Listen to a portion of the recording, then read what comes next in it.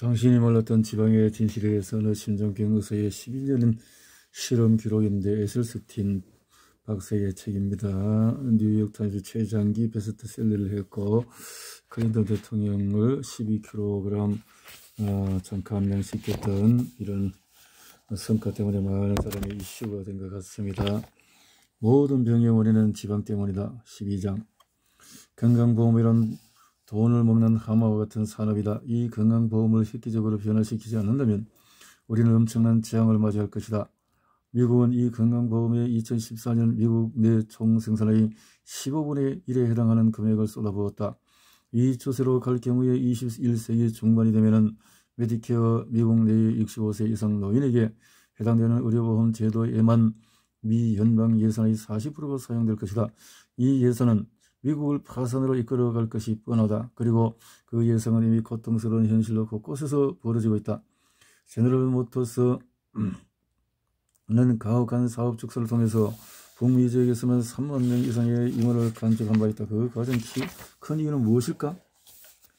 GM의 근로자 및 은퇴 근로자들에게 들어가는 건강보험 비용 때문이었다. 이 비용은 GM이 생산하는 자동차 한 대당 1,500불, 165만 원의 추가 비용을 발생시키다. 제너럴 모터스 혼자서 도저히 해결할 수 없는 문제였던 것이다. 스타벅스도 마찬가지다. 스타벅스는 지난 30년 동안에 세계에서 가장 빨리 사업을 성장시켜온 회사다. 그런데 최근에는 커피 원두를 구입하는 금액보다 건강보험에 지불하는 금액이 더 크다고 발표한 바 있다. 미국 모든 산업 분야에서 고용주들은 근로자들이 보험료를 더 많이 내게 하거나 고용주가 낼 보험료를 낮추기 위해서 필사적으로 노력을 기울이고 있다. 또한 노조는 물가 상승폭보다도 임금 상승폭을 높이려는 쪽으로 방향을 잡고 있기 때문이다. 이것 또한 협상 대상이 아니다. 건강보험료는 회사의 이익을 심각하게 갉아먹고 있다. 따라서 미국의 기업가들은 미국 내 공장을 폐쇄하고 임금과 건강보험료가 더 저렴한 외국으로 공장을 이전하고 있는 실정이다.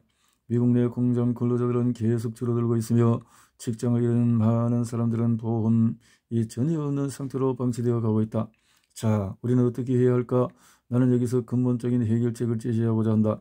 만성질환을 우리 몸과 세상에서 영원히 몰아내면 된다. 이것은 불가능한 목표가 절대 아니다. 미국인의 의료비가 더 이상 지출이 불가능할 정도로 심각한 단계에 와 있다. 심장병, 중풍, 고혈압, 당뇨병, 유방암, 저혈류선암, 결장암 등 만성질환에 들어가는 비용은 가히 천문학적인 금액이다. 심장병과 마찬가지로 이러한 만성질환은 독성물질을 몸속에 마구 구겨 넣는 서구식 음식 습관의 쓰디쓴 열매인 것이 분명해졌다. 기존의 병원 시스템이 의존하는 방식으로는 심장병을 절대 치료할 수가 없다. 당연히 예방은 더욱 불가능하다. 유방암에 걸려 유방을 절제하거나 악성 전립腺을 근본적으로 제거하는 결정의 암 조직을 절제하는 일은 매우 고통스러운 일이다. 또한 외모를 망가뜨릴 뿐만 아니라 행복한 가정이 파탄날 때까지 천문학적인 비용을 빨아들인다. 뿐만 아니라 근본적인 문제를 절대로 해결하지 못한 채 암의 잠복기를 연장해 줄 뿐이다. 당신은 절대 그 감옥에서 벗어날 수가 없다. 너의 실험은 심장의 혈관 저강성동맥에 관련된 질환에 국한해서 실시한 것이다. 채식 중심의 식사가 어떻게 심장을 치료하고 예방하는 것에 대한 실험이었다. 그러나 혈을 거듭할수록 채식이 다른 만성 질환도 똑같이 치료한다는 사실을 깨닫게 되었다. 어찌 보면 당연하지 않은가? 인간의 몸을 구석구석 누비고 있는 혈관의 길이가 12만 킬로미터다. 이것은 지구로 3바퀴나 돌 수 있는 길이다. 그러니까 우리 몸의 혈관이 닿지 않는 것이 없다는 말이다. 나는 단순히 심장의 동맥만 꼭 집어서 말했지만은 고혈압, 당뇨, 비만을 비롯한 모든 만성질환도 결국은 혈관의 문제인 것이 자명하다. 혈관이 살아나면 병이 낫는다는 것이고 혈관을 깨끗하게 유지하면 평생 건강 장수한다는 말이다. 당신은 지방과 콜레스테롤이 가득한 고기 오이를 건강식으로 계속 먹겠는가? 예를 들어서 뇌졸중, 즉 중풍에 대해서 얘기해보자. 중풍은 심장에서 내려가는 혈관이 막혀서 발생하는 병으로 미국 내 사망 원인 3위, 1위는 심장병, 2위는 암, 3위는 뇌졸중, 4위는 사고로 인한 사망에 해당한다. 당신이 만약에 심장병을 치료하고 예방하는 음식을 먹는다면 당신은 중풍을 치료하는 예방하는 음식을 먹는 것이다. 심장이 혈관으로 들려 쓰여 있는 것처럼 뇌와 심장 또한 혈관으로 연결되어 있기 때문이다. 중풍에는 두 가지 종류가 있는데 뇌출혈과 뇌경색이 그것이다. 뇌출혈은 발생빈도가 좀 낮은 것으로 혈관의 압력이 증가해서 뇌속 혈관이 터지는 현상이다. 동맥 쪽의 압력이 증가하는 현상을 동맥류라고 하는데 채식을 하게 되는 비록 유전적 결함이 있는 사람이랄지라도 뇌출혈의 원인이 되는 동맥류를 근본적으로 치료할 수 있다. 채식은 심장에서 똑같은 혈압을 낮추고 손상된 혈관 내벽을 치료하기 때문이다. 그러나 현대인에게 가장 많이 발생하는 중풍은 뇌경색이다. 대형병원에 가보라. 뇌경색으로 누워있는 환자들이 2차 세계대전 야전병으로 환자처럼 질비하다. 그러나 이들에게 더 좋은 소식이 있다. 뇌출혈은 한 번 발생하면 치료 방법이 거의 없지만은 뇌경색이 시간이 아직 남아있기 때문이다. 뇌출혈 한 번 발생하면 치료 방법이 없다. 터져버리면 뇌경색은 원인은 지방과 콜레스테롤이 혈관을 막아서 뇌의 영양분과 산소의 공급을 차단하기 때문에 생긴다. 간상동맥질환이 심장으로 가는 혈관이 막혀 피가 흐르지 못해서 생기는 것처럼 원인은 똑같아. 그러나 약간 다른 면도 있다. 병든 혈관 내벽에서 색질에는 파편이 떨어져 나와 동맥에 쌓이게 되는데 이 파편이 혈관을 타고 흘러가다가 혈관이 너무 작아져서 통과할 수 없게 되면 사고가 발생한다. 결국 혈관이 막히게 된다는 말이다. 이런 현상은 우리 신체의 모든 부분에서 똑같이 발생한다. 신장, 위장, 다리, 팔, 얼굴, 심지어는 눈에도 혈관이 뻗어져 있으므로 어디든지 막히면 발생 부분의 이름에 따라 병명이 붙게 된다는 말이다. 뇌의 영양분과 산소를 공급하는 그 혈관이 막히면 그 이름을 중풍이라고 부를 뿐이다. 1990년대 파리 내과의사 피에르 아라만코는 중증의 혈관 질환을 앓고 있는 남자들을 대상으로 한 연구를 시작했다. 초음파 탐촉 정치를 식도 쪽으로 넣어서 각 환자의 상행 대동맥 안에서 자라고 있는 죽성동맥경화증의 잔해인 플라크의 두께를 측정했다. 상행 대동맥이라는 심장에서 직접 올라가서 뇌로 뻗어있는 가장 큰 크기의 동맥을 말한다. 그는 세 개의 그룹으로 나누었다. 대동맥 안쪽에 붙어있는 플라크의 두께가 1mm 이내인 환자들을 한 A그룹, 1에서 3.9mm 환자들을 B그룹, 3.9mm 이상의 환자들을 C그룹으로 나누었다.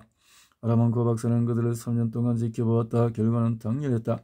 플라크의 두께가 두꺼울수록 색전의 숫자가 많았고 당연히 중풍에 걸리는 사람도 증가했음을 알게 되었다. 지방으로 인해서 발생한 플라크가 혈관 내에 형성되면 여러가지 현상이 발생한다. 예를 들어서 플라크가 있는 대동맥이 바이패스 시설정에 막혀버리면 플라크에서 조각들이 떨어져 나가고 그 조각들이 혈관 속으로 들어가 혈액의 흐름을 느리게 한다. 초음파를 통해서 뇌동맥을 모니터해 보면 플라크 조각들이 뇌 속으로 들어가는 소리를 직접 들을 수 있다고 초음파 전문가들은 증언한다. 환자가 수술중에 사망할 경우에 나중에 부검을 해보면 뇌에 플라크 조각들이 발견되기 십상이다. 심장에 내려뻗어 있는 대동맥 그림이다. 자, 이렇게 내려 쫙 뻗어 있는데 흘러가는 것이 간상동맥 질환으로 바이패스 수술을 받다가 혼수 상태에 빠지면 사망하는 이유가 수술 때문이라는 것은 참으로 공포스러운 것이다. 한편 신경방사들과 의사들에 의하면 자기 공명 사진 MRI를 사용해서 50대 이상 미국인의 뇌를 들여다보면 거의 대부분 흰색 반점들을 발견할 수 있다고 말한다. 이 흰색 반점들은 아주 작고 당장 증상도 없지만은 장차 중풍이 올 수 있음을 암시하는 것이다. 이처럼 작은 중풍의 징조들은 인간 뇌의 강한 복원력 때문에 큰 문제를 일으키지 않는다. 그러나 계속될 경우에 경력감 대원이 되고 결국은 되돌릴 수 없는 치매가 발생한다. 최근에 한 연구에 의하면 이런 침묵의 뇌경색이 치매의 위험을 2배 이상 발생시킨다고 보고하고 있다. 나는 치매로 이르던 노인성 정신장애의 절반 이상이 뇌혈관의 손상에 이렇게 뇌혈관 우전 흰색 반점들이 많이 있다라는 거고요. 건강한 데는 그렇지 않은데 신경관지가 않다. 그렇군요. 얼마 전 스웨덴에서 수백 년 동안 계속해온 실험에서는 뇌혈관이 손상된 사람의 3분의 1 이상에서 치매 증상을 보였다고 발표했다.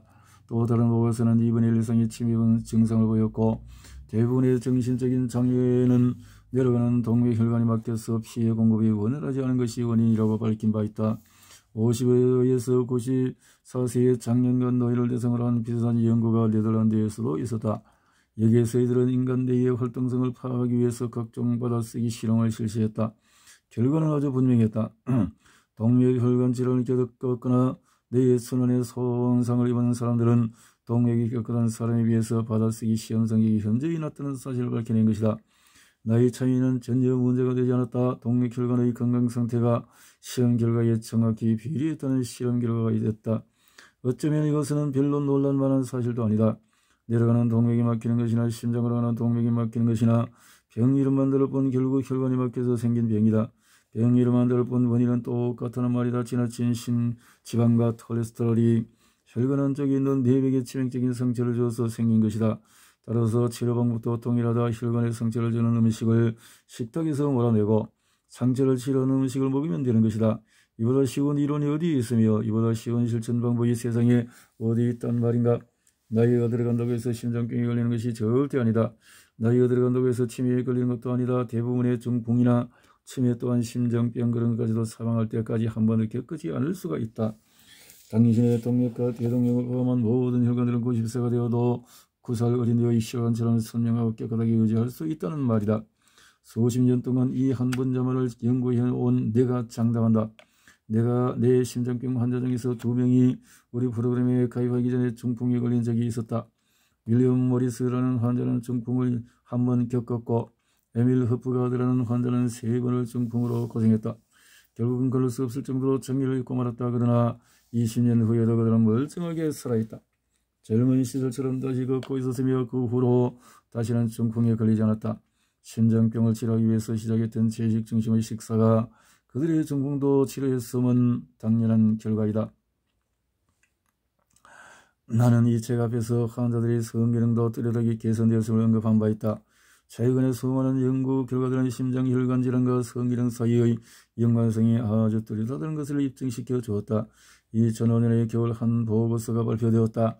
3,816명의 발기부전이 있는 남성들과 부전이 없는 4,247명의 남성들을 대상으로 7년간 실험한 결과였다. 실험이 시작되기 전에 발기부전이었던 사람들의 실험 기간 중에 발기부전 사람들이 모두 비해서 문제가 45배 이상 높게 발생했다. 발기부전은 콜레스테롤이 증가해서 혈관질환이 발생할 가능성이 있을 때에 반드시 나타나는 전조 증상임을 밝혀진 것이다. 뇌의 흥분 상태에 있을 때 피가 남자의 성기 쪽으로 몰려서 발기가 된다는 것을 생각하면 너무나 자연스러운 현상이다. 혈액순환이 좋으면 당연히 성기의 발기 상태도 좋아진다는 사실을 누구나 알 수 있는데도 발기부전으로 빈혈기과를 찾는 이유는 나는 도대체 알 수가 없다. 이러한 증거들을 바탕으로 유추한다면 채식 중심의 식사와 함께 생활을 바꾼다면 심장병을 피할 수 있을 뿐만 아니라 성기능을 개선하는데도 탁월한 효과를 볼 수 있다는 것이 불을 보듯이 자명해졌다. 해가 거듭할수록 과학은 더 발전했고 우리는 현명해졌다. 고기를 많이 먹어야 힘이 난다고 알던 우리가 상과 들에 널려져 있는 싸구려 음식이 보약이라는 숨겨진 진실을 알게 된 것이다. 이렇게 되어졌네요. 당신의 혈관은 9살 어린이처럼 깨끗해질 수가 있다. 13장 1969년 내가 처음 클리블랜드 클리닉에서 의사로서 첫 발을 내디뎠을 때 거참 의사들이 많아서 라커룸이 쉽게 나지 않았다. 여차저차해서 나는 레테 파발로로 박사와 같은 라커룸을 사용하게 되었다. 당시 라커룸은 알파벳 순으로 정해져 있었는데 내 이름은 E로 시작했고 파발로로 박사는 F로 시작했기 때문에 한 방을 사용하게 된 것이다. 아르헨티나 출신의 파발로로 박사는 두뇌가 총명하고 가슴이 따뜻한 의사였다.